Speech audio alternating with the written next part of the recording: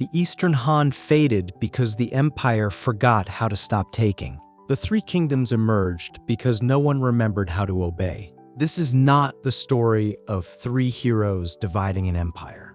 This is the story of an empire shattering into 100 pieces, then slowly reforming into 3. Picture the last day. The emperor still sits in Luoyang. Officials still issue edicts. Generals still wait for orders. But no one is listening. It did not happen suddenly. Slowly, without anyone noticing, power simply leaked away. In the year 184, the Yellow Turban Rebellion erupted. Hundreds of thousands of peasants wearing yellow cloth rose up across the countryside. The court panicked. But where was the army? There was no central army. It had been disbanded decades ago. What to do?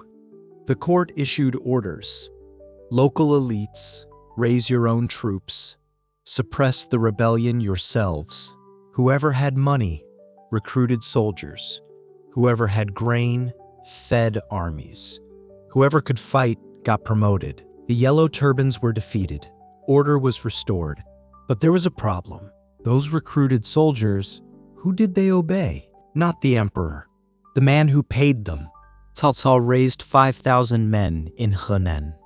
Liu Bei raised a few hundred in Hebei. Sun Jian raised several thousand in the south. The court thought this was temporary, but those armies were never returned. Because once returned, these men were just civilians again. But with armies, they were protectors, leaders, powers. Power was not seized, it was handed out by the court itself. Think of it like a company. Headquarters sees regional offices underperforming. What to do? Delegate, let them operate independently, figure it out themselves. Short-term, performance recovers, but long-term, the regional offices realize, we have clients, teams, revenue. Why do we need headquarters? By the time headquarters realizes, it is too late to take back control. This was the Eastern Han's dilemma. Not lack of capability, but a structure that had fundamentally changed. In the year 190, a turning point arrived. A northwestern warlord named Dongjor marched into the capital with 30,000 troops to restore order. The court expected help. Instead, he deposed the emperor, installed a new one, killed all officials who resisted, burned Luoyang, then moved the child emperor and the court to Chang'an. This was not rebellion, at least not technically. Dongjor never declared himself emperor. He just controlled the emperor. But it proved something. Whoever has the army decides everything.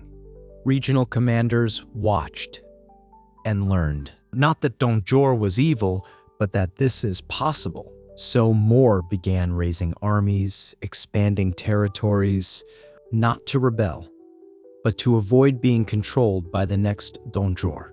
The empire shattered, not into 3 pieces, into over 100. Every man with an army controlled territory. Every man with territory swallowed neighbors. This was not planned. It was the inevitable extension of survival logic.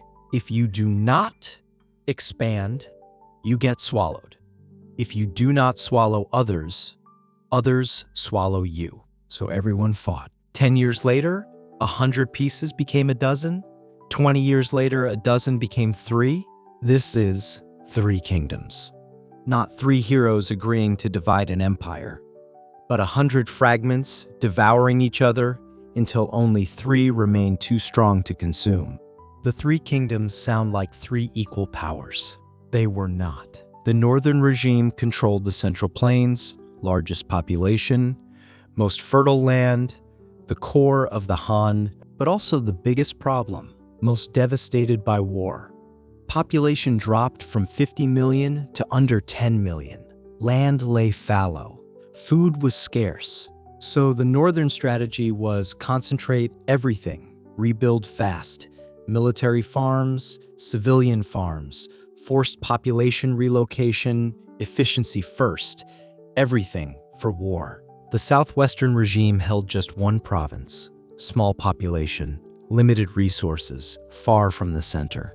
Normally, this would be the least likely position to unify China, but they had one advantage: stable institutions.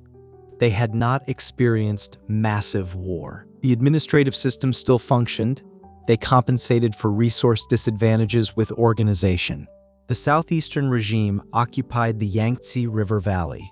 Wealthy, defensible, natural barriers. Their goal from the start was not to unify China. It was to hold the south and wait for the north to exhaust itself. The balance of the three kingdoms was not three sides wanting unification. It was one side attacking, two sides defending.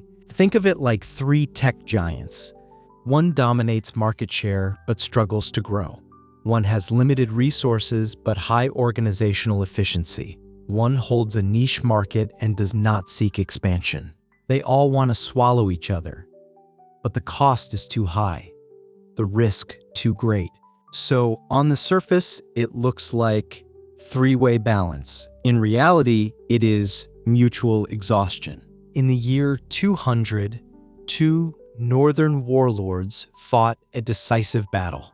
Cao Cao, 100,000 troops, low on supplies. Cao Cao, spend your hands, Yuan Han, 700,000 troops, well supplied. By the numbers, Cao Cao should lose. But your war contact and a problem, his 700,000 came from different regional powers, no unified command, internal factionalism. Cao Cao burned Yuan Shao's supply depot. Yalti place, Yalti play?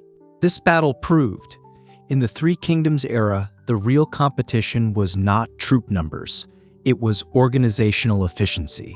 Whoever could truly concentrate resources won. War did not quickly decide a winner, but it quietly reshaped the Three Kingdoms. To sustain long-term conflict, regimes had to centralize power and increase efficiency. Loose warlord coalitions evolved into centralized proto-states. War here was not the cause, it was the filter. It eliminated inefficient structures, forced survivors to continuously consolidate. By the final phase, the question was no longer three kingdoms, but who could complete the next round of centralization fastest. But the cost of prolonged division eventually became unbearable. Population continued to decline. Agriculture remained devastated. Society existed only to sustain war. No regime could fight continuously and rebuild society simultaneously. Like a company where three departments fight each other endlessly, resources consumed by competition. No one serves customers, talent leaves, innovation stops, market share declines. In the end, no department wins. The entire company is replaced by an external competitor, or a new management forcibly integrates them at enormous cost, but necessary. That is how the Three Kingdoms ended. The Three Kingdoms lasted less than a century. Population fell from 50 million to 7 million. 9 out of 10 people vanished in the chaos. No side truly won. The one who finally unified China was a fourth party, a family that quietly rose while the Three Kingdoms fought. They used methods more brutal than Qin or Han to forcibly reassemble the fragments. This unification was not restoration. It was reconstruction. The cost. China took 300 years to recover from the Three Kingdoms trauma. The Three Kingdoms proved something. Empires can shatter, but the cost of reassembly is always far greater than maintaining them. In the next episode, we will see when the fragments were finally pieced back together, this new empire was completely different from the Han. More centralized, more controlled, more fragile, the Han Dynasty.